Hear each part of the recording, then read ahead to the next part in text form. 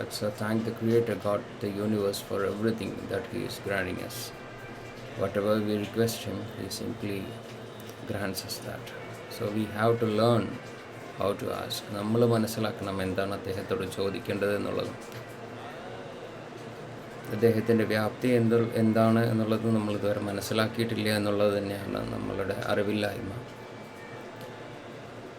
അപ്പോൾ എന്തെല്ലാമാണോ നമ്മൾക്ക് ആവശ്യം, ഓരോരുത്തരുടെ ആവശ്യം വളരെ വളരെ വ്യത്യാസമാണ്. എന്നിരുന്നാലും നമ്മൾക്കാവശ്യമായ കാര്യങ്ങൾ തെളിച്ചത്തോടും വെളിച്ചത്തോടും കൂടി സൃഷ്ടിയോട് ചോദിക്കുന്നതിന് വേണ്ടിയിട്ടുള്ള അറിവ്, ജ്ഞാനം നേടുക എന്നുള്ളത് തന്നെയാണ് ഈ ധ്യാനത്തിൻ്റെ ഉദ്ദേശം, നമ്മളുടെ ജീവിതത്തിൻ്റെ ആവശ്യവും.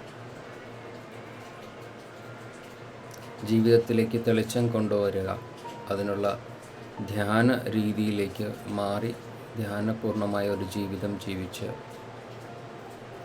പത്രി സാർ പറഞ്ഞ പോലെ തന്നെ മരണത്തെ സന്തോഷത്തോടു കൂടിയിട്ട് ആലിംഗനം ചെയ്തുകൊണ്ട് ഈ ഭൂതലത്തിൽ നിന്ന് ആത്മീയ ലോകത്തിലേക്ക് ചെല്ലാനുള്ള ശക്തി, ഊർജം നമ്മൾ നേടുന്നതിനും കൂടെ വേണ്ടിയിട്ടാണ്. അതിന് മുന്നോടിയായിട്ട് തന്നെ നമ്മൾക്ക് മുക്തി നേടേണ്ടതുണ്ട്.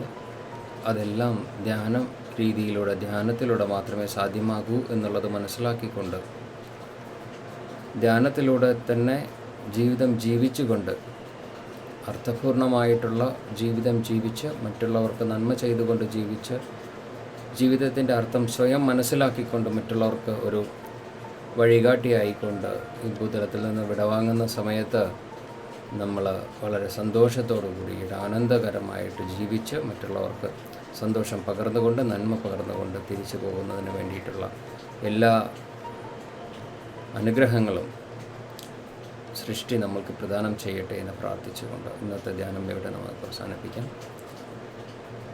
എല്ലാവരും മനസ്സ വാച കർമ്മ ധ്യാനം ചെയ്ത് അർത്ഥപൂർണമായിട്ടുള്ള ഒരു ജീവിതം നയിക്കുക. നമസ്കാരം.